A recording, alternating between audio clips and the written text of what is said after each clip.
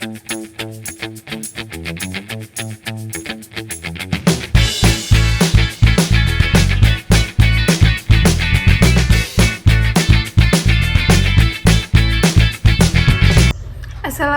warahmatullahi wabarakatuh. Perkenalkan, saya Syarafina Salsabila dari program studi Hukum Ekonomi Syariah mata kuliah Asuransi Syariah dari kelas 6A.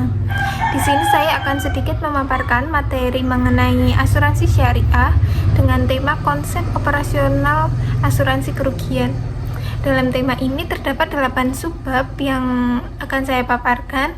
Yang pertama yaitu konsep operasional asuransi kerugian, yang kedua prinsip asuransi kerugian, yang ketiga mekanisme pengelolaan dana, yang keempat underwriting, yang kelima klaim, yang keenam reasuransi dan retakaful, yang ketujuh kerangka teknik dan operasional general insurance, dan yang terakhir megaris dan simple risk.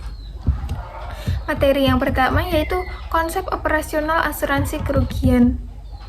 Konsep operasional asuransi kerugian dalam perspektif syariah didasarkan pada prinsip tolong-menolong yang tercermin di dalam ajaran Islam, seperti yang tercantum di dalam Quran surat Al-Maidah ayat 2 dan hadis Rasulullah yang mengajarkan kasih sayang dan saling menolong antar sesama.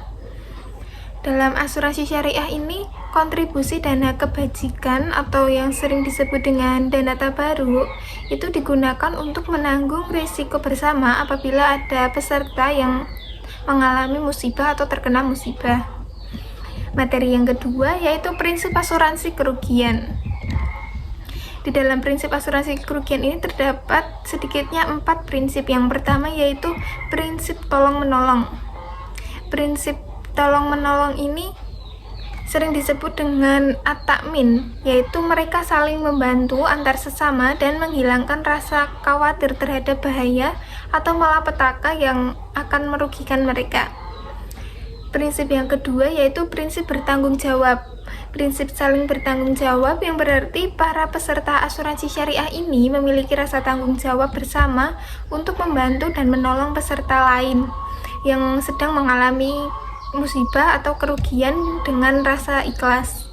Karena apabila kita memikul tanggung jawab dengan ikhlas adalah merupakan salah satu ibadah. Yang ketiga yaitu prinsip itikat baik. Dengan adanya kontrak asuransi tersebut, pelaksanaan polis dan pihak-pihak yang terlibat harus memiliki niat yang baik. Oleh karena itu, adanya pengungkapan fakta merupakan salah satu hal yang penting. Keterlibatan tindakan penipuan, kesalahpahaman, atau pernyataan salah semua elemen yang dapat membuat tidak berlakunya polis tersebut. Yang keempat yaitu prinsip ganti rugi. Fungsi asuransi sendiri yaitu mengalihkan atau membagi resiko yang kemungkinan diderita atau dihadapi oleh tertanggung karena terjadinya suatu peristiwa yang tidak diinginkan. Oleh karena itu, besarnya ganti rugi yang diterima oleh tertanggung tersebut harus seimbang dengan kerugian yang dideritanya. Kemudian materi yang ketiga yaitu mekanisme pengelolaan dana. Pengelolaan dana atau sering disebut dengan premi atau dana peserta tersebut dalam asuransi syariah ini dibagi berdasarkan unsur tabungan dan aliran dana. Berbeda dengan asuransi konvensional pada umumnya, premi peserta ini dipisah ke dalam 2 rekening. Yang pertama yaitu rekening tabungan atau milik peserta, yang kedua yaitu rekening tabaruk atau dana kebajikan untuk resiko bersama. Nah, kumpulan dana peserta ini akan diinvestasikan sesuai dengan syariah Islam, dengan persentase pembagian bagi hasil dibuat dalam suatu perbandingan tetap berdasarkan perjanjian kerjasama tersebut. Dampak yang paling penting dari mekanisme pengelolaan dana ini, asuransi syariah dana operasionalnya dapat menghilangkan faktor gharar, maisir, dan riba yang diharamkan pada asuransi konvensional. Kemudian materi yang keempat yaitu underwriting. Underwriting di sini adalah proses penaksiran dan pengelolaan tingkat resiko yang ada pada seseorang calon tertanggung. Pada proses underwriting ini, menentukan terlaksana atau tidaknya suatu kelayakan calon tertanggung dalam memperoleh manfaatnya.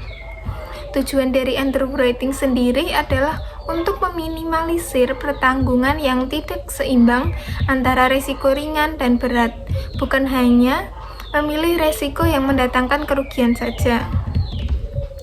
Kemudian ada tahapan dari underwriting. Tahapan yang pertama yaitu menerima aplikasi.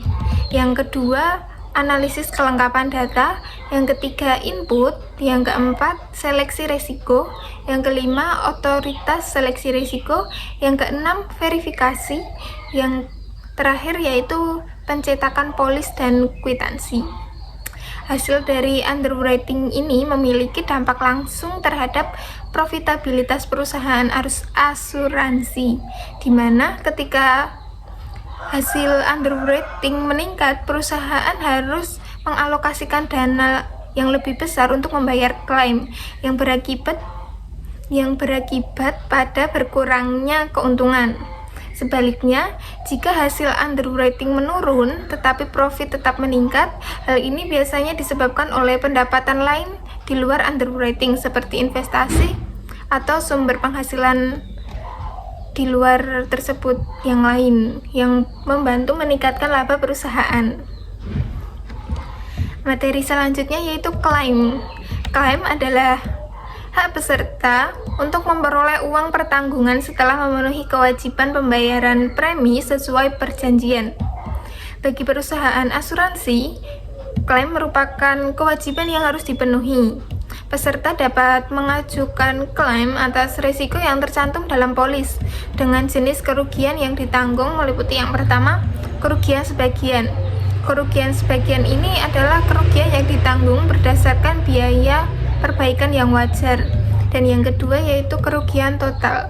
Kerugian total adalah kerugian yang pertanggungan yang diberikan jika biaya perbaikan atau penggantian mencapai lebih dari 75% dari nilai aset tersebut berdasarkan harga aktual. Materi selanjutnya yaitu reasuransi dan retakaful. Reasuransi sendiri berasal dari istilah Belanda yaitu reassurantie yang merujuk pada praktik pengalihan risiko dari perusahaan asuransi atau penanggung pertama kepada reassurador. Secara teknis, reasuransi ini berfungsi sebagai alat untuk mengurangi beban risiko dengan membaginya kepada pihak lain. Sementara dari aspek hukum, reasuransi ini merupakan perjanjian timbal balik yang menetapkan hak dan kewajiban antara kedua belah pihak termasuk pembagian premi. Kemudian ada retakaful. Dalam konteks syariah ini, sistem retakaful yaitu sama dengan reasuransi, yaitu reasuransi yang beroperasi berdasarkan prinsip-prinsip Islam. Retakaful ini melibatkan proses kesepakatan bersama atau akad antara pemberi sesi, trading company, dan reasurador dengan menjamin transaksi terbebas dari gharar, maisir, riba. Dan retakaful ini tidak hanya memastikan distribusi risiko yang adil, tetapi juga menjaga kesesuaian nilai-nilai Islam yang ada. Materi selanjutnya yaitu kerangka teknik dan operasional general insurance. Yang pertama yaitu ada perbedaan takaful dan asuransi konvensional. Yang pertama yaitu transfer of risk atau pengalihan risiko. Dalam asuransi konvensional, risiko finansial dialihkan dari tertanggung ke penanggung melalui kontrak jual beli risiko. Sedangkan dalam asuransi syariah sering disebut dengan sharing of risk atau pembagian risiko. Dana risiko finansial dibagi antara peserta melalui akad takafuli atau saling membantu. Dana takaful yang terkumpul digunakan untuk menanggung kerugian peserta yang terkena musibah dan surplus, dan dana dibagikan kembali kepada peserta dalam bentuk bagi hasil. Yang kedua yaitu dana takaful. Dana takaful ini dikumpulkan dari kontribusi peserta asuransi syariah dan dikelola melalui mekanisme syariah. Dana ini diinvestasikan hanya pada instrumen yang halal seperti suku atau saham syariah. Kemudian hasil investasi dikembalikan ke dana takaful dan digunakan untuk membayar klaim peserta yang terkena musibah, menutup biaya operasional dan reasuransi, dan untuk membagikan surplus kepada peserta dalam bentuk bagi hasil. Selanjutnya ada jenis skema takaful. Yang pertama yaitu simple risk. Simple risk ini risiko yang lebih sederhana dan biasanya digunakan untuk produk-produk retail seperti asuransi kebakaran, asuransi kecelakaan diri, asuransi kendaraan bermotor. Kemudian ada mega risk, yaitu risiko yang lebih kompleks dan biasanya digunakan terkait produk-produk korporasi seperti asuransi kebakaran industri, asuransi pengangkutan, asuransi tanggung gugat, dan rekayasa. Kemudian ada peran intermediaris atau perantara. Peserta dapat berpartisipasi dalam takaful secara langsung atau melalui perantara yang sering disebut broker. Broker ini membantu peserta korporasi dengan transaksi yang kompleks. Dengan biaya broker yang dibayar oleh peserta, bukan oleh operator takaful. Broker ini adalah perantara profesional yang membantu klien dalam memilih, membeli, mengelola polis asuransi tersebut. Kemudian ada proses underwriting. Underwriter takaful bertugas menyeleksi risiko yang diajukan oleh peserta tersebut dan mempertimbangkan pengalaman klaim sebelumnya untuk menjaga kelangsungan dana takaful. Kemudian ada sertifikat takaful. Setelah akad takaful disepakati, sertifikat takaful ini diterbitkan sebagai bukti kontrak perjanjian dari takaful tersebut. Sertifikat takaful adalah dokumen resmi yang diterbitkan oleh operator takaful sebagai bukti kontrak antara pemegang polis dan operator takaful tersebut, yang berisi semua informasi penting terkait polis asuransi syariah yang disepakati para pihak tersebut. Kemudian ada prinsip takaful seperti yang sudah dijelaskan di atas, ada kepentingan peserta, itikat baik, ganti rugi, tanggung jawab, dan lain-lain. Kemudian ada retakaful atau reasuransi syariah, yaitu reasuransi yang dilakukan berdasarkan prinsip Islam atau syariah. Operator takaful hanya boleh melakukan retakaful dengan perusahaan reasuransi syariah lainnya, dengan tujuan untuk membagi risiko yang terlalu besar sehingga tidak membebani dana takaful. Kemudian ada materi yang terakhir yaitu mega risk dan simple risk. Mega risk ini merujuk pada produk asuransi yang ditujukan untuk korporasi atau bisnis dengan risiko tinggi. Produk ini biasanya melibatkan objek yang kompleks dan memerlukan penilaian risiko yang lebih mendalam. Contoh-contoh dari produk mega risk ini yaitu ada asuransi pesawat, asuransi kargo, asuransi kapal, asuransi properti, asuransi alat berat, obligasi besar, asuransi kepentingan darat, dan lain-lain.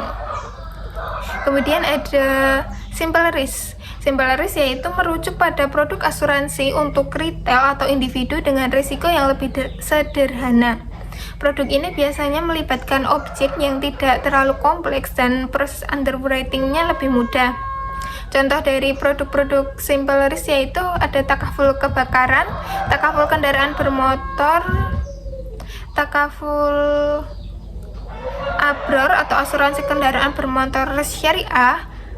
Kemudian ada asuransi apartemen, rumah tangga, asuransi hiburan dan layanan, asuransi showroom, dan lain-lain. Kemudian ada sedikit perbedaan mengenai mega risk dan simple risk. Perbedaannya terletak pada tingkat kompleksitas di mana mega risk memiliki risiko yang lebih tinggi dan kompleks dan biasanya untuk korporasi, sedangkan di simple risk risiko lebih rendah dan sederhana. biasanya digunakan untuk retail dan individu. Kemudian yang perbedaan yang kedua yaitu ada di proses underwriting. Di McGarris membutuhkan analisis yang mendalam dan penilaian risiko yang akurat, sedangkan di dalam simple risk, proses underwriting ini lebih mudah dan lebih cepat.